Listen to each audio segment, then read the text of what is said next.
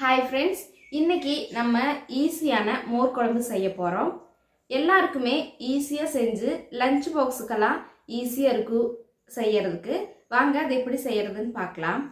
First மோர் குழம்பு செய்யறதுக்கு என்னெல்லாம் தேவைன்னு பார்த்துக்கலாம். வரமிளகா, அதுக்கப்புறமா கடுகு, உளுத்தம்பருப்பு, பூண்டு, கருவேப்பிலை, வெந்தயம், பெருங்காயம். இதில் எந்த காய் வேணாலும் போட்டுக்கலாம். நாங்கள் இன்றைக்கி எடுத்துருக்கிறது வாழைக்காயும் முருங்கைக்காயும். உங்களுக்கு பூசணி இருந்ததுன்னா பூசணி கூட சேர்த்திக்கலாம். இதை விட அது டேஸ்ட் நல்லாயிருக்கும். அதுக்கப்புறமா நமக்கு தேவை மெயினாக தேங்காய், பச்சைக்கடலைப்பருப்பு ஊற வச்சு எடுத்துருக்குறோம். அதுக்கப்புறமா பச்சரிசியை ஊற வச்சு வச்சுருக்குறோம். சீரகம், மிளகாய், இதெல்லாமே நம்ம மிக்சியில் நல்லா கிரைண்ட் பண்ணி அதில் ஆட் பண்ணணும். மெயின் இது செய்கிறதுக்கு தயிர் தேவை. ஃபஸ்ட்டு கடாயில் தண்ணி ஊற்றி வச்சுக்கலாம். இந்த தண்ணியில் நம்ம கட் பண்ணி வச்சுருக்கிற எந்த வெஜிடபிள்ஸாக இருந்தாலும் அதை போட்டுட்டு இதில் தேவையான அளவு உப்பும் மஞ்சள் தூளும் சேர்த்திட்டு இது நல்லா கொலைய வேகிற அளவு வேக வச்சுக்கணும். நமக்கு மெயினாக இந்த காய் எப்படி வேகுதோ அப்படி தான் அந்த மோர் குழம்போட டேஸ்ட் இருக்கும். அதனால் உப்பும் மஞ்சள் தூளும் கரெக்டான அளவில் சேர்த்தி நல்லா மூடி போட்டு கொதிக்க வச்சு வேக வச்சுக்கலாம். இந்த மோர் குழம்பு பார்த்திங்கன்னா கேரளாவில் அதிகமாக செய்கிற டிஷ்ஷில் இதுவும் கூடி ஒன்று. அவங்க செய்கிற டேஸ்ட் மாதிரி நம்ம செய்கிற டேஸ்ட்டில் வராது. ஆனால் அவங்களோடது டிஃப்ரெண்ட் டேஸ்ட்டாக இருக்கும், நல்லாயிருக்கும். அதே மாதிரி கொஞ்சம் அந்த டேஸ்ட்டில் நம்ம செஞ்சு பார்க்கலாம். அதுக்கப்புறமா அரைக்கிறதுக்கு தேவையான தேங்காய், பச்சை மிளகாய், ஜீரகம், பச்சைக்கடலைப்பருப்பு, பச்சரிசி இது எல்லாத்தையுமே போட்டுட்டு மிக்சியில் நல்லா கிரைண்ட் பண்ணி எடுத்துக்கலாம்.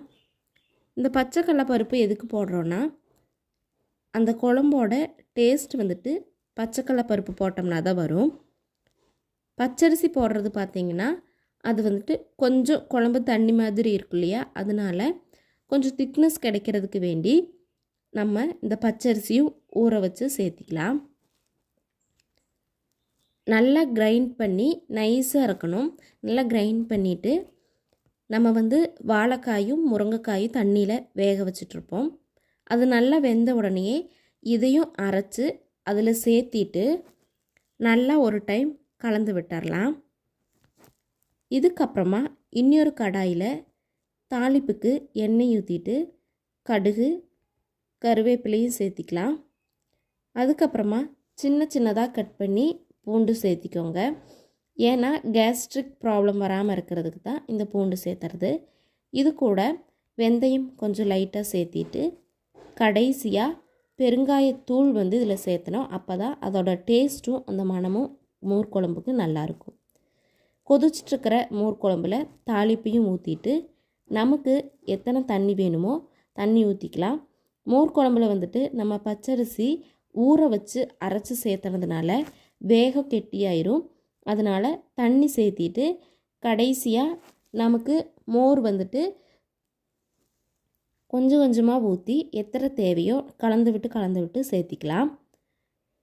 மோர் ஊற்றினதுக்கு அப்புறம் மோர் குழம்பை கொதிக்க விடக்கூடாது.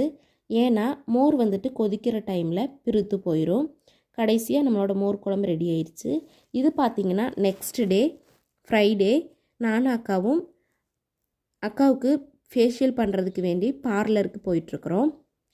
ஃபஸ்ட்டு ஃபேன்சிக்கு போயிட்டு எனக்கு ப்ளீச் க்ரீம் வாங்கிட்டு அக்காவுக்கு பார்லருக்கு போய் ப்ளீச் வித் ஃபேஷியல் செஞ்சுட்டு த்ரெட்டிங்கும் செஞ்சுட்டு அங்கேருந்து கிளம்பி ஒரு ஹோட்டலுக்கு போயிட்டு மதியம் ஆயிடுச்சு. அதனால் பசிக்குதுன்னு சொல்லிவிட்டு ஆளுக்கு ஒரு லெமன் ஜூஸ் குடிச்சிட்டு பப்ஸும் சாப்பிட்டு அங்கேருந்து கிளம்பி வீட்டுக்கு வந்துட்டோம்.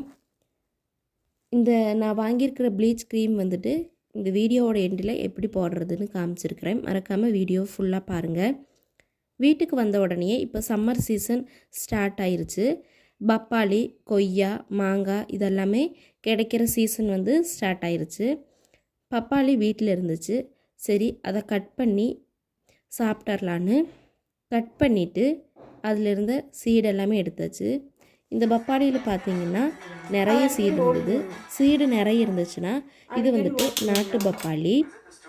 சீடு இல்லாத பப்பாளி பார்த்தீங்கன்னா ஹைப்ரிடாக இருக்கும். ஆனால் அதிகமாக நம்ம நாட்டு பப்பாளி எடுக்கிறது தான் ஹெல்த்துக்கு நல்லது.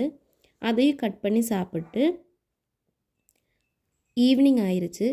நானும் ஃப்ரெஷ்ஷப் ஆகிட்டு வந்துட்டு ப்ளீச் போடலான்ட்டு ஃபஸ்ட்டு நான் எடுத்துருக்கிறது கிளென்சிங் மில்க்கு தான். உங்கள்கிட்ட கிளென்சிங் மில்க் இல்லைன்னா கவலைப்படாதீங்க.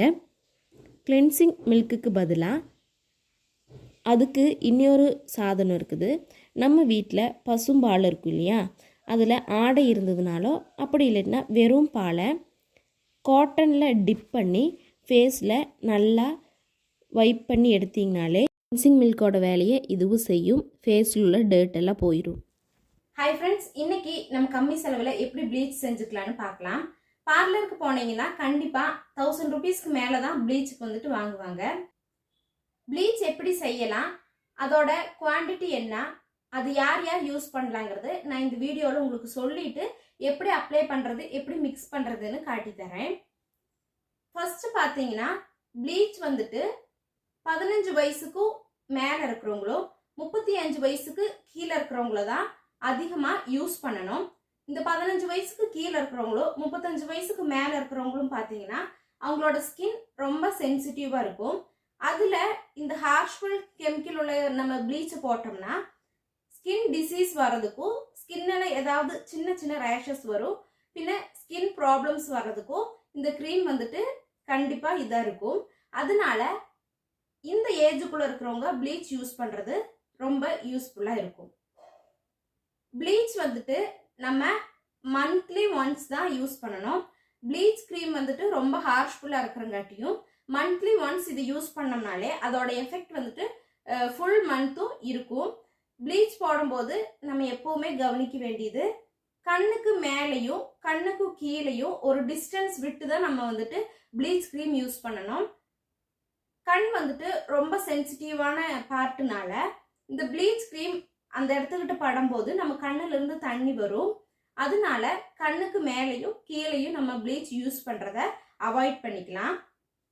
அதுக்கப்புறம் பார்த்தீங்கன்னா ப்ளீச் வந்துட்டு நான் இன்னைக்கு எடுத்து ஃபெம்மில் பேர்லன் மில்க் ப்ளீச் க்ரீம் தான் எடுத்துருக்கிறேன். ரொம்ப ரேட்டெல்லாம் இல்லை, நீங்கள் நார்மல் ஷாப்பில் போய் கேட்டிங்கனாலே கிடைக்கும். இதோட ரேட் வெறும் 34 ருபீஸ் தான், 34 ரூபா தான் இதோட ரேட். நீங்கள் இதை ஈஸியாக யூஸ் பண்ணிக்கலாம். இதுலேயே எப்படி ரிமூவ் பண்ணுறது, எப்படி அப்ளை பண்ணுறது எல்லாமே இருக்கும். நான் மிக்ஸ் பண்ணும்போதும் அப்ளை பண்ணும்போதும் ரிமூவ் பண்ணும்போதும் காமிக்கிறேன். இனி என்னன்னு பார்த்தீங்கன்னா இந்த ப்ளீச்சை வந்துட்டு ஒரு 15 மினிட்ஸ் தான் நம்ம ஃபேஸில் வச்சுருக்கணும். அதுக்கு மேலே வச்சோம்னா அது யூஸ் ஒன்றும் இல்லை, நமக்கு ஏதாவது ஸ்கின்னில் வந்துட்டு சொரிச்சல் மாதிரி ஏதாவது வரும். அதனால 15 மினிட்ஸ் தான் இதை அப்ளை பண்ணிட்டு நம்ம வச்சுருக்கணும்.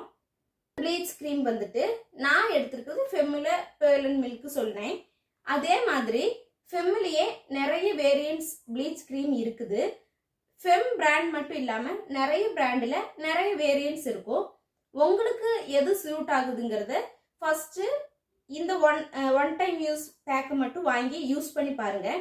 உங்களுக்கு அது செட் ஆச்சுன்னா அதுக்கப்புறம் யூஸ் பண்ணுங்கள். அப்படி இல்லாட்டினா வேறு பிராண்டில் யூஸ் பண்ணி பாருங்கள். இந்த பாக்ஸுக்குள்ளே பாருங்கள், ஃபஸ்ட்டு ஒரு பெரிய டப்பா க்ரீம் கொடுத்துருப்பாங்க. அது கூட ஒரு சின்ன டப்பா ஆக்டிவேட்டர் கொடுத்துருப்பாங்க. மெயினாக ப்ளீச் யூஸ் பண்ணும்போது இந்த ஆக்டிவேட்டர் தான் நம்ம கரெக்டாக பார்க்கணும். இவ்வளோ க்ரீமுக்கு அவங்க கொடுத்துருக்குற ஆக்டிவேட்டர் அப்படியே போடக்கூடாது. சும்மா ஒரு இத்திரூண்டு ஒரு பிஞ்ச் இல்லை 2 பிஞ்ச் மட்டும் போட்டால் போதும். ஆக்டிவேட்டர் மட்டும்தான் இதில் வேலை செய்யும், க்ரீம் எல்லாம் இதில் வேலை செய்கிறது. அதனால ஆக்டிவேட்டர் போடும்போது பார்த்து கம்மியாக போடுங்க. மெயினாக ஆக்டிவேட்டர் மட்டும்தான் நம்ம ஃபோக்கஸ் பண்ணோம். க்ரீம் வந்துட்டு நம்ம அப்ளை பண்ணுறதுக்கு மட்டும்தான். நம்ம ஃபேஸில் வேலை பண்ணுறது எல்லாமே இந்த ஆக்டிவேட்டர் தான். அதனால் ஆக்டிவேட்டர் ஒரு பிஞ்ச் போட்டிங்கன்னா போதும், அதுக்கு மேலே ஆட் பண்ணிடாதீங்க. பின்ன ஃபேஸில் ரேஷஸ் வர ஆரம்பிச்சிடும். ப்ளீச் யூஸ் பண்ணுறதுக்கு முன்னாடி நீங்கள் கவனிக்க வேண்டியது, ஃபஸ்ட்டு வந்துட்டு க்ரீமை நல்லா மிக்ஸ் பண்ணிவிட்டு ஆக்டிவேட்டரும் போட்டுட்டு நல்லா மிக்ஸ் பண்ணி அதை நம்மளோட காதுக்கு பின்னாடி உள்ள பகுதியில் கொஞ்சமாக தேய்ச்சி பாருங்கள். அதுக்கு பேர் தான் பேட்ச் டெஸ்ட். இது நீங்கள் பண்ணி ஒரு 15 மினிட்ஸ் ஒரு 10 மினிட்ஸ் கழிஞ்சு உங்களுக்கு அந்த இடத்துல எந்த ஒரு ரோஸ் கலர்லேயோ இல்லை ஏதாவது ரேஷஸ் மாதிரியோ இல்லை பிப்பு மாதிரியோ வந்ததுன்னா அதுக்கப்புறம் நீங்கள் இந்த க்ரீமை யூஸ் பண்ணாதீங்க. உங்களோட ஸ்கின் வந்து சென்சிட்டிவாக இருக்குதுன்னு அர்த்தம். அதுக்கப்புறமா ப்ளீச் போட்டுட்டு நீங்கள் ஃபேஸ் வாஷ் பண்ணின பின்னாடி எந்த சோப்போ எந்த கெமிக்கல் ப்ராடக்ட்ஸும் க்ரீமும் யூஸ் பண்ணக்கூடாது. ஒரு 24 ஹவர்ஸ்க்கு நீங்கள் வெயில்லையோ எந்த க்ரீமும் போடவும் கூடாது, வெயிலில் போகவும் கூடாது. கண்டிப்பாக உங்களுக்கு ப்ளீச் க்ரீம் போடும்போது கண்ணில் வந்துட்டு கொஞ்சம் தண்ணி வர்ற மாதிரி இருக்கும்.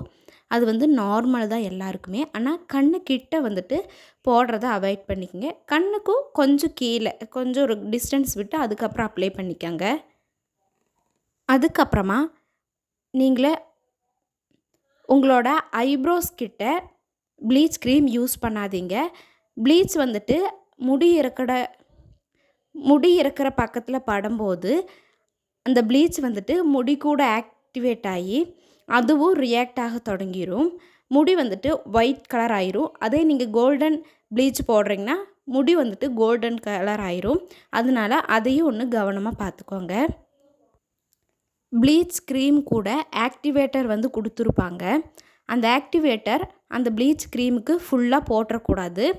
அதில் வந்துட்டு ஒரு 2 பிஞ்ச் நீங்கள் எடுத்து போட்டிங்கன்னா போதும். ஆக்டிவேட்டர் நிறைய போட்டிங்கன்னா ஆக்டிவேட்டர் வந்துட்டு நிறைய ஆகும்போது தான் ஸ்கின்னில் வந்து ரேஷஸ் வர்றது. அதனால் ஆக்டிவேட்டர் நிறைய இருக்கும். ஆனால் அதை கொஞ்சமாக 2 பிஞ்ச் எடுத்து போட்டிங்கன்னா போதும் உங்களோட ஸ்கின்னுக்கு. நான் இப்போ சொன்ன டிப்ஸை மட்டும் வச்சு ப்ளீச் க்ரீம் வாங்கி ட்ரை பண்ணி பாருங்கள். கண்டிப்பாக உங்களுக்கு யூஸ்ஃபுல்லாக இருக்கும். பார்லரில் போய் பைசா செலவு பண்ணுறதுக்கு பதிலாக ஒரு 14 ருபீஸ் செலவில் நமக்கு ப்ளீச் வந்து போட்டுக்கலாம். ப்ளீச் போட்டு 15 மினிட்ஸ் ஆயிடுச்சு. ஃபுல்லாக ரிமூவ் பண்ணிட்டேன். அதுக்கப்புறம் ஃபேஸை நல்லா வாஷ் பண்ணிடலாம். உங்களுக்கு இந்த வீடியோ பிடிச்சிருந்ததுன்னா வீடியோ மறக்காமல் சப்ஸ்கிரைப் பண்ணி சப்போர்ட் பண்ணுங்கள். பாய்.